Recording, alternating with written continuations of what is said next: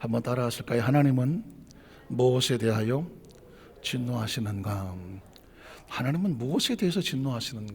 보통은 하나님은 사랑이시라, 하나님은 사랑이시라 그러죠. 그렇죠. 하나님의 사랑에 대해서도 얼마나 많이 말씀이 증거가 됩니까? 그러나 한도 끝도 없는 하나님의 사랑과 대신에 그 사랑, 우리를 한없이 사랑하실 수밖에 없는 하나님께서 어느 한 부분에 대해서만큼은 진노하실 수밖에 없는, 가슴 아파하실 수밖에 없는 그런 부분이 있다고 한다면 하나님은 무엇에 대해서 진노하시는가? 오늘 성경 본문에 그런 이야기가 나오고 있기 때문에 그것에 대해서 우리가 알 필요가 있지 않겠습니까? 사랑이란 무엇일까요? 진정한 사랑이란 것은 한없는 은혜와 용서, 그렇죠, 무한한 이런 것처럼 들려지지만 사랑이라고 하는 것은 동전의 양면과 같아서 사랑이란 할 수 있는 무한의 은총의 배품도 있지만 해서는 절대로 안 되는, 사랑하는 사람에서 사랑하기 때문에 절대로 해서는 안 되는 그런 부분에 대한 정확한 분별과 가름이 필요하다는 것이죠. 제가 그전에 어떤 청년이 도둑질을 하다가 유치장에 갇혔던 이야기를 했죠. 멀쩡한 청년이 도둑질을 하고 물건을 훔치다가 유치장에 감치게 됐습니다. 왜 내가 뭘 잘못했냐고 소리를 빡빡 지르는 그 청년. 그런데 얼마 안 있다가 그 어머니가 그 소식을 듣고 쫙 차려입은 어머니가 와서 아이고 내 새끼 하면서 이 철창에 있는 그 아들에게 달려가지 않습니까? 엄마 한참 우는 것 같더니 갑자기 어머니가 악 하고 소리를 지르면서 비명을 지르는, 옆에 있던 경찰관들이 보고 깜짝 놀래 쳐다봤더니 그 아들이 어머니의 손등을 물어뜯었다는 건 아니겠습니까? 손등을 물어뜯었습니다. 어떻게 그러면서 소리를 지르기를, 엄마는 이 손으로 왜 날 한번 제대로 야단 한번 쳐주지를 않았느냐고.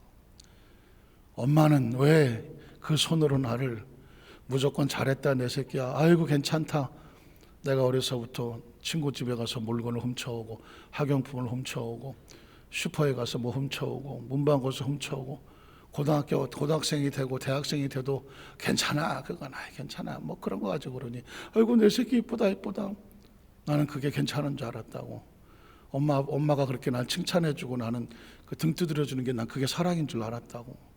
그런데 지금 이게 뭐냐고, 내가 이 나이에 남의 그 물건을 훔쳐갖고 내가 유치장에 들어서 감옥에 가게 생겼다고. 이제 내가 알았다고. 사랑이라는 게 해서는 안 되는 부분도 있다는 것을 얘기해 줘야 되는데, 괜찮아, 아이고 내 새끼, 아이고 다 은혜요 사랑이라고 막 했더니 보니까 그게 그 어머니의 손이, 그 엄마의 손이 등 뚫어주고 격려해 준 줄 알았던 그 손이 나를 잘되게 하고 나를 격려하고 위로해서 정말 나한테는 이게 좀 복인 줄 알았는데, 내가 지금 이 주장에 갇히고 보니까 그 손이 밉다고. 왜 그걸로 아니라고, 잘못된 거라고 야단 쳐주고 아직 기회가 있을 때 혼을 내서 이건 아니구나, 안 되는구나 라를 가르쳐 줘야지.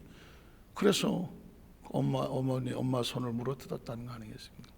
사실은 조금 더 극단적으로 들릴지는 모르겠지만 그 상황 속에서 그 청년의 입장에서 그 절규가 결코 남의 이야기처럼 들리는 것이 아니라는 것입니다.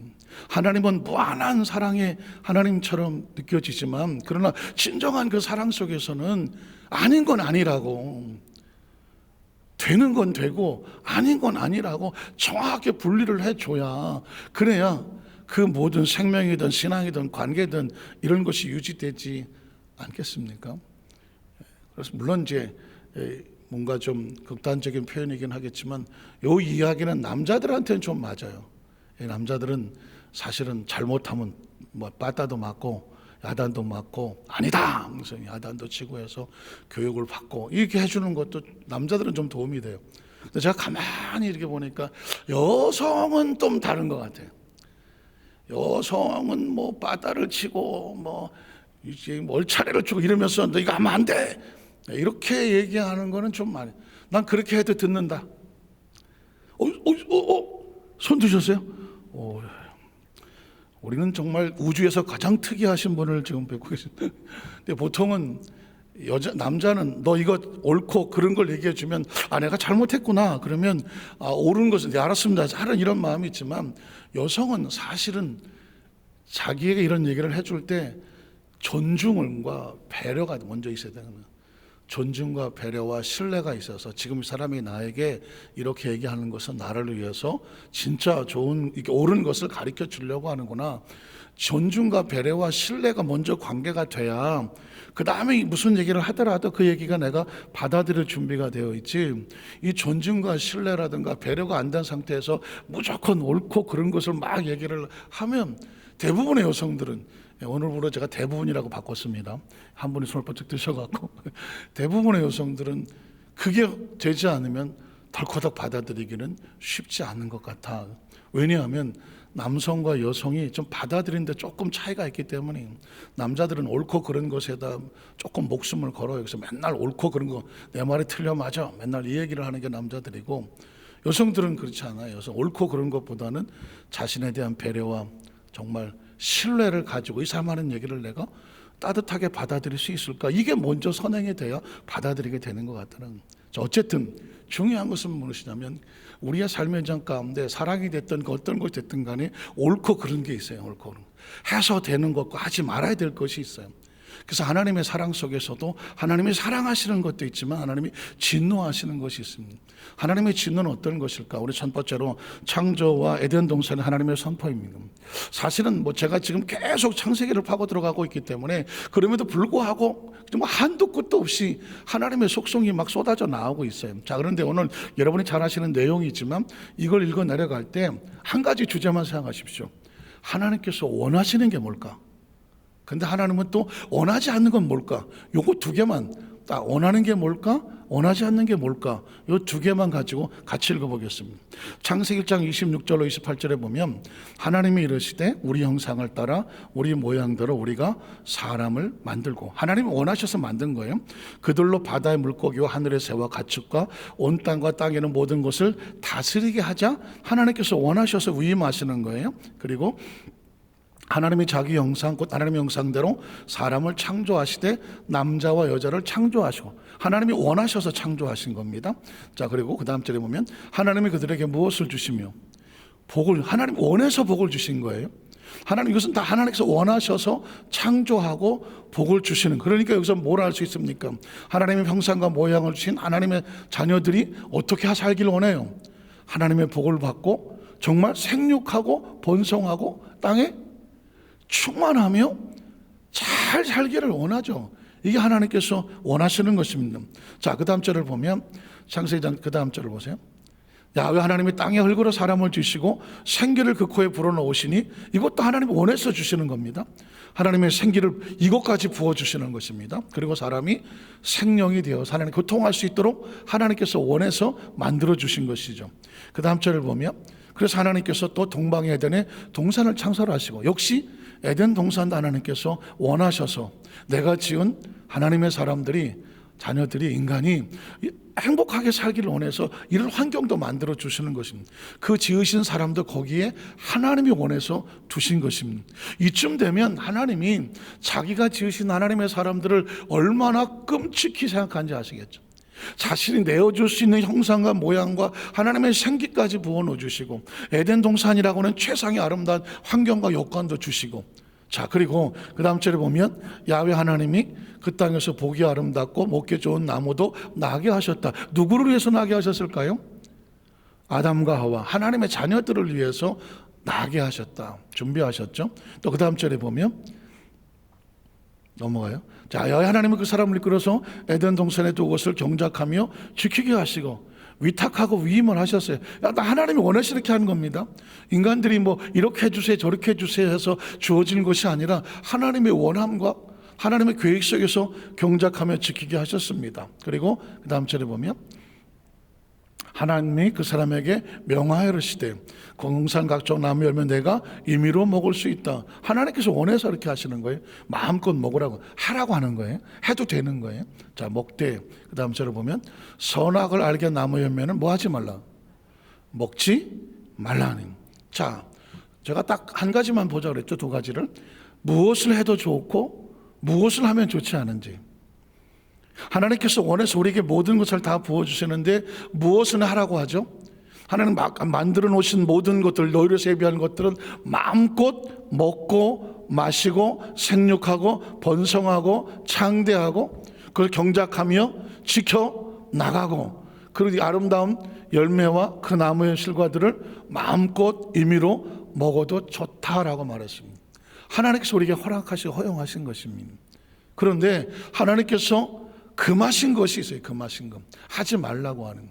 그런데 여러분 성경을 읽다 보면 딱 두 가지 보면 돼요. 혹시 여러분 큐티에서 콰이어 타임에서 여러분이 성경을 혼자 읽고 거기서 뭔가 노트를 하고 묵상하고 싶으면 여러 가지 방법이 있겠지만 단순합니다. 마태복음을 읽든 어디를 읽든 간에 거기서 하라 해놓고 성경을 읽으면서 뭘 하라고 하셨지? 하라는 것을 쭉 적어 놓으세요. 그럼 거기서 그날 메시지가 될 수가 있어요. 또 하나는 뭐냐? 하지 말라 해놓고 거기서 성경을 찾아보세요. 그러면 하지 말라는 이야기가 나와요. 하지 말라는 걸 쭉 적어보세요. 그럼 하나님은 이걸 하라고 하고 이건 하지 말라고 하는구나.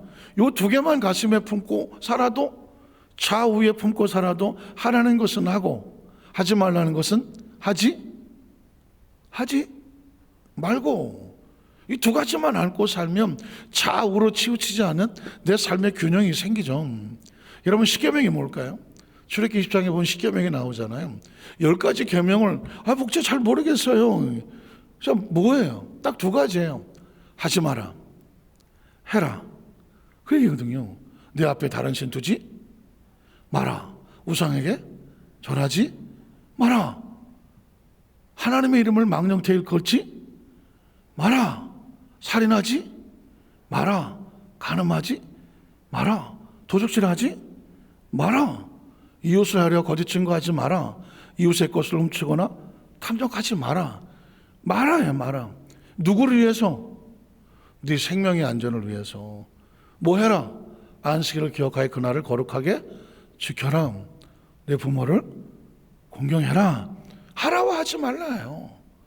그러니까 성경을 아주 통틀어서 이걸 주제 하나로 하면 하나님께서 원하시는 것, 하나는 원하지 않는 것. 목적은 뭐예요? 우리 생명을 위해서, 우리 영혼을 위해서, 하나님과의 관계 속에서. 아주 단순해지지 않습니까? 마찬가지입니다. 에덴 동산에도 마찬가지죠. 선하게 알게 하는 나무 열매는 먹지 말라. 자, 하지 말라는 것을 하게 되면, 거기에 결과가 나오게 되어 있습니다. 하라고 하는 것을 하면 축복이 나와 있고 누릴 수 있는 것이 나오고, 하지 말라는 것을 하게 되면 결과가 나오게 되어 있습니다. 그래서 하나님 뭐라고 말씀하십니까? 선악을 알게 나무 열매를 먹지 말라. 왜? 그렇게 되면 어떻게 되죠? 내가 먹는 날은 반드시 뭐하리라? 죽으리라 해요.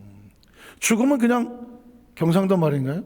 맹칼 없이 떨거덕 죽음이 다가온 게 아니에요. 전제 조건이 뭐냐? 하나님께서 원하지 않는 것, 그것을 뭐 했을 때? 범했을 때, 하지 말라는 것을 했을 때 따라오는 결과가 뭐예요? 죽음이라고 말하는 것입니다. 그래서 여러분 창세기 3장 22절로 24절에 보면 결과가 이러는 거죠. 야훼 하나님이 이르시되 보라, 이 사람이 선악을 아는 일에 우리 중 하나가 되었어. 나중에 제가 이 부분 가지고 또 설교를 하겠지만, 그가 그의 손을 들어 생명나무 열매도 따먹고 영생할까 하노라 하시고, 그 생명을 단절시키는 거죠. 야훼 하나님의 에덴 동산에서 그를 내보내어 그의 근원이 된 땅을 갈게 하시니라. 이같이 하나님이 그 사람을 어떻게 쫓아내시고, 쫓아낸다는 게 분리라고 말했죠. 죽음이란 딴 게 아니죠. 분리예요. 분리. 영혼이, 영과 육이 분리. 제일 무서운 건 하나님과의 분리. 그러니까 하나님께서 하지 말라는 것을 하면 하나님과 분리되는 거예요.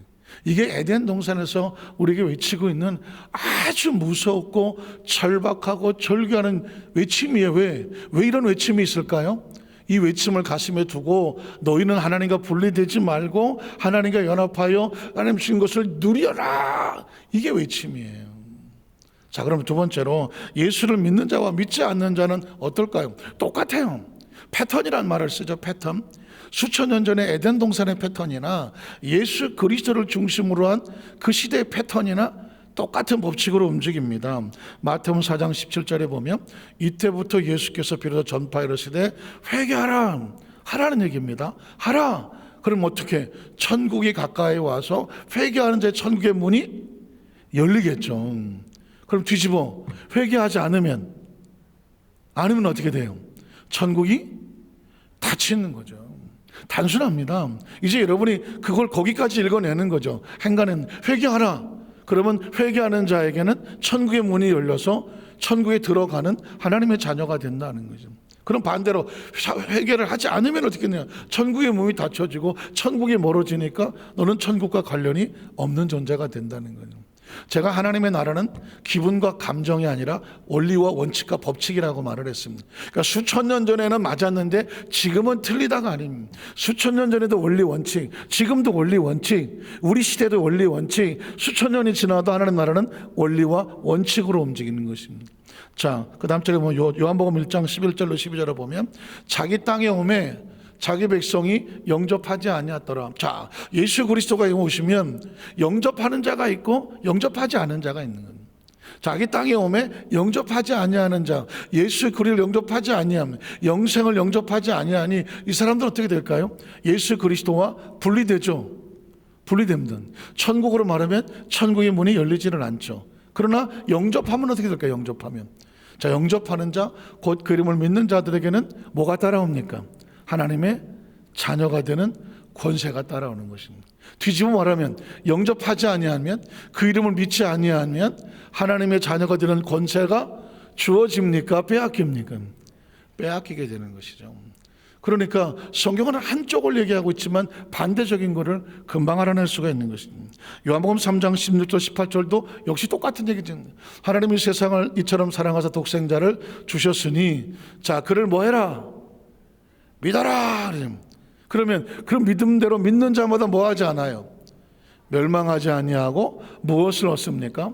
예수 그리스도를 통해서 영원한 하나님의 나라의 생명을 얻기 때문에 영생을 얻게 하려 하신다는 것입니다. 그럼 반대로 그를 믿지 않는 자마다 어떻게 될까요?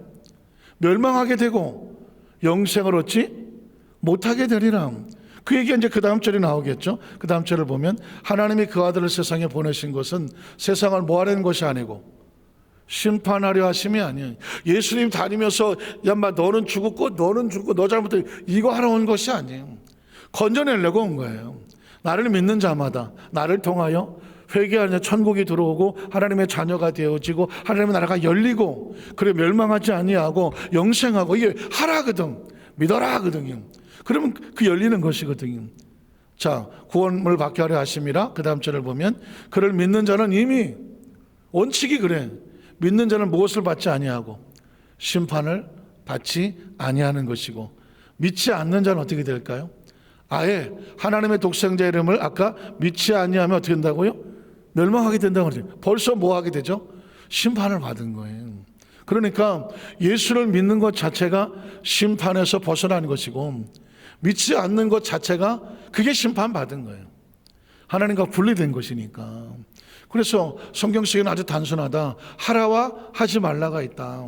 하라고 하면 하라는 것에 대한 결과가 약속되어 있고, 하지 말라는 것은 하지 말라는 것에 대한 결과가 약속이 되어 있다. 그래서 이것을 배우고 깨닫는 것이 하나님의 말씀을 상고하는 것이다.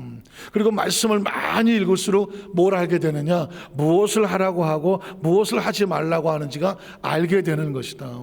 말씀을 많이 아는 사람과 말씀을 모르는 사람의 차이는 뭘까요? 말씀을 모르면 뭘 해야 되고 뭘 하지 말아야 되는지 모르기 때문에 우왕좌왕하지만, 말씀을 많이 알고 말씀을 많이 듣고 말씀에 대해서 정말 무장이 되고 훈련이 됐다고 하는 사람은 그 상황 속에서 해야 될 것과 하지 말 것을 뭐 하게 되는가? 분별할 수 있게 되는 것이죠.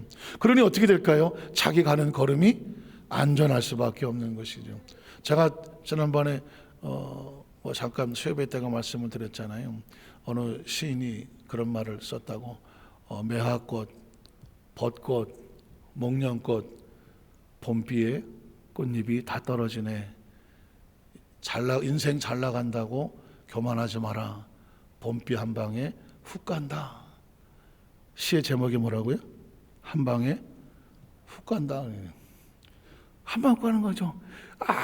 아무리 뭐 고가의 고속 전철이 철로를 타고 가다가도요, 중간에 뭐 선 하나만 삐끗해갖고 말 철로에서 이탈되면 그냥 끝나는 거예요.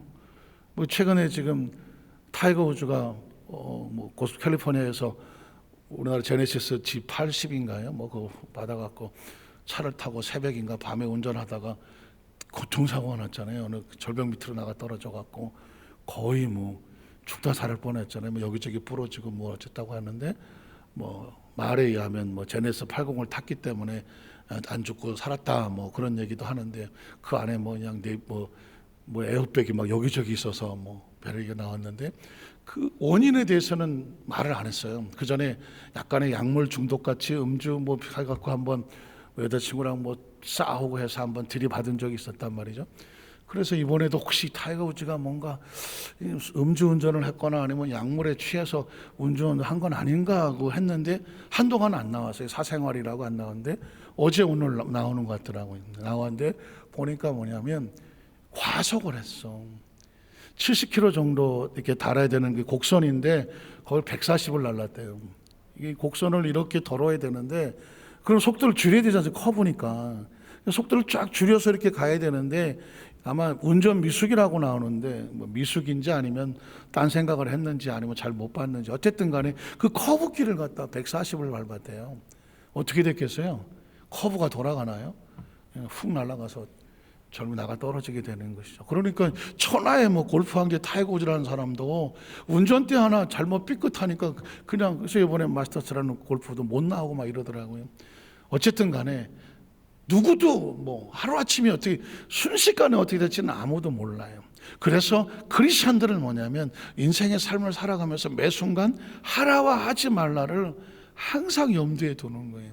그리고 그 상황 속에서 내가 여기서 뭘 어떻게 해야 될지를 잘 모르겠으면 하나님의 말씀에 근거를 두는 거예요. 뭘 해야 하는지, 뭘 하지 말아야 되는지 그 말씀을 부여잡고 그곳에서 하라는 것을 하면 안정하고 하지 말라는 것을 안 하면 안정하는 거예요. 하라는 것을 하지 않으면 죄송해요 하는 소리를 할 수밖에 없는 것이고 그러면 그 마음이 정말 평생 마음이 찝찝한 것이고 하지 말라는 것을 하면 아까 말씀드렸지만 하나님과 분리될 수밖에 없다는 것입니다. 자, 요한복음 3장 35절로 36절에도 보면 아버지께서 아들을 사랑하사 만물을 다 그의 손에 주셨으니 아들을 믿으면 뭐가 있을까요?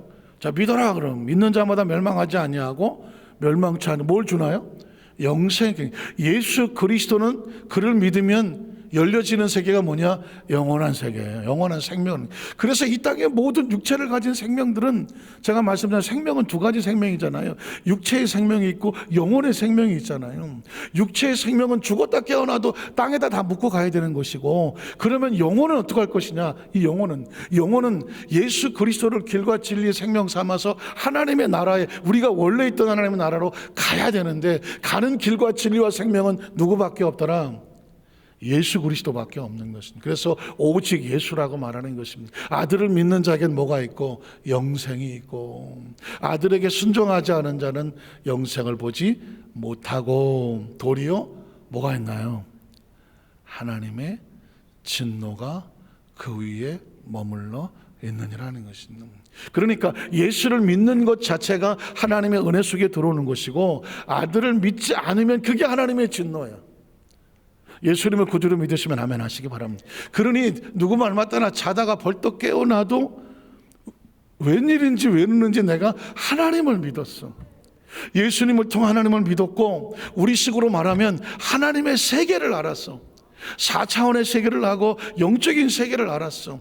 그래서 우리 몸이 어디서 왔으며 무엇 때문에 살며 어디로 가는지를 알았어. 그리고 이 세상으로 모두가 끝난다고 말하지만 놀랍게도 우리는 이 우주를 넘어서 하나님의 나라 예수 그리스도께서 약속하신 내가 그것을 다 치워놓은 너희 처소를 지으면 내가 다시 와서 너희를 나 있는 곳으로 인도하리라. 그 세계에 대한 기대가 있어. 믿으십니까? 그 세계에 대한 소망이 있어. 믿으십니까? 그 세계에 대한 확신이 있어요. 믿으십니까? 이게 예수 믿는 사람들이 이 땅에 살지만 하늘의 소망을 두고 3차원에 살지만 4차원의 꿈을 가지고 신앙을 살아가는 축복과 은혜인 줄로 믿습니다. 오늘 세 번째로 바울이 선포하고 있는 하나님의 진노에 대한 이야기를 살펴보겠습니다. 왜냐하면 바울이 갑자기 하나님의 진노 이렇게 얘기를 하면 왜 하나님의 진노가 나오지? 할지 모르겠지만 이미 하나님의 진노하심은 에덴 동산에부터 그리고 예수 그리스도로 인하여 이 땅에 이미 하나님의 말씀을 하지 말라고 하는 것을 하는 사람에게는 진노라는 단어 표현이 따라오게 되어 있습니다. 자, 로마서 1장 18절을 보면 하나님의 진노는 어떻게 따라오느냐? 불의, 진리를 막는, 예수 그리스도를 구주로 믿는 그 진리를 막는 사람들의 모든 경건하지 않으면 뭐예요? 하지 말라고 하는 것을 하는 사람들과, 불의가 뭐예요? 하지 말라는 것을 행하는 거거든. 말씀을 떠난 사람들 대하여 하늘로부터 나타나는 것이다. 이 이야기는 뭐는 세상이 아니에요. 뭐 재수가 없고 누구 말 맞다나 타이거 우즈 말 맞다나 무슨 70km 지나가는데 140km 내가 달려가고, 사람의 사고가 아닌 거예요. 하나님의 진노는 내가 뭘 잘못해서 생겨나는 사고의 결과가 아니라, 하나님의 진노는 하나님께서 그 사람의 생명에 대해서 간섭하시는 거예요. 네가 하나님의 말씀 안에서 예수를 믿지 않음으로 인하여 하나님의 의 속에 들어오지 않으며, 그로 인하여 하나님이 그럴 수밖에 없는, 그냥 놓아버리는 방인과 같아요. 하나님의 손대지 않음으로 인하여 그가 그냥 버려지는 존재와 같은 거죠. 그게 진노예요. 하나님께 하늘로부터 나타나니. 그 다음 절에 보면, 자, 이런 거 잘 적어 놓으세요. 하나님의 진노는 어떤 것인가? 이 로마서 1장 18절을 여러분 한번 나중에 다시 또 묵상하시되, 이건 하면 안 되겠구나, 따로 적어서 가슴에 새겨 놓으셔야 돼요. 또 그 다음 절에 보면, 하나님은 알되 하나님을 뭐하지도 아니하고 영화롭게도 하지 아니하고, 하나님을 아예 모르면, 아까 아예 불의하고 이러는 사람에게는 하나님의 진노가 당연하게 임하는 것인데, 하나님을 알면서도 하나님을 영화롭게 아니한다, 이게 진노의 대상인 거예요. 사실은 하나님을 영화롭게 하는 것은 모든 하나님 백성들의 마땅히 행할 의무와 같아, 해야 하는 거예요. 하라고 하는 것입니다. 한번 따라 하실게요. 하나님을 영화롭게 하라는 거예요. 저와 여러분의 거룩한 고민은 뭐냐면, 우리로 하나님을 영화롭게 하는 도구가 되게 하여 주시옵소서. 그게 우리 기도 제목이 되어야 되는 것이, 나의 삶이, 나의 사명이, 나의 직분이, 또 내가 하나님께 드려지는 모든 어떤 예배와 사명과 봉사가 됐든 선교가 됐든 전도가 됐든, 아니 내 생을 통하여 하나님께서 영화로움을 받아 주시옵소서. 하나님을 아는데 영화롭게 하지 않는 것은 하나님을 뭐라고 말하냐면 불의라고 말하는 것입니다. 하나님을 알면서도 뭐하지 아니하면 감사하지도 아니하고. 참 아이러니컬하지 않습니까? 하나님을 아는데 하나님께 감사하지 않아. 이게 동식이 될까요? 하나님을 아는데 하나님의 감사가 안 돼? 둘 중에 하나죠. 하나님을 모르겠죠. 이거는 하나님에 대해서 감사가 안 된다, 이 얘기는 하나님을 모르는 거예요. 정말 하나님을 안다면 하나님의 감사가 저절로 돼야 되지 않겠습니까? 저절로 되지 않습니까? 감사하지도 아니하고, 그 다음 절 보면 오히려 그 생각이 허망하여지며 미련한 마음이 어두워졌다. 하나님의 은혜와 사랑과 감사를 잃어버리니까 그 마음에 세상에 허탄한 것들이 두려워졌고 어두워졌나니, 그래서 스스로 지혜 있어, 스스로 자기는 뭐 모든 게 잘났고 잘하는 것 같고 뭐 잘하는 것 같지만, 하나님의 관점에 보면 뭐라고 말하냐면 어리석은 자, 어리석은 자, 영화롭게도 하지 아니하고 감사하지도 아니하면 스스로 지혜 있다고 하지만 하나님 볼 때는 어리석게 되어서, 그 다음 절은 썩어지지 아니하는 하나님의 영광을. 하나님의 좀 관심, 하나님의 진노는 뭐냐면 하나님의 영광을 영광되게 하지 않는, 하나님의 영화로움을 영화롭게 지켜지지 않는 그 모든 모습에 대해서 영광을 썩어질 사람과 새와 짐승과 기어다니는 동물의 모양의 우상을 세워놓고 거기에 엎드려서 절하고 하나님처럼 섬기려고 하는 그 모든 것에 대해서 어떻게 한다? 진노하신다는 것입니다. 사실은 이것은 그 시대 로마 시대 사람들을 향한 이 바울이 하나님의 관점에서 선포하고 있는 가슴 아픔. 여러분 아시겠지만 로마는 다신교 아닙니까? 다신교. 로마라고 하는 나라는 그 광장에 가면 하여튼 뭐 온갖 신들의 형상은 다 있는 것입니다. 다다익선이라고, 로마라고 하는 나라는 우리는 신들을 다 받아들인다, 모든 신들은 다 와라. 그래서 나중에 나오겠지만 바울이 가보니까 이름을 모르는 unknown God, 이름도 모르는 신이라고 하는, 하다 안 되니까 이름도 모르는 신이라고 하는 우상도 있더라는 것이죠.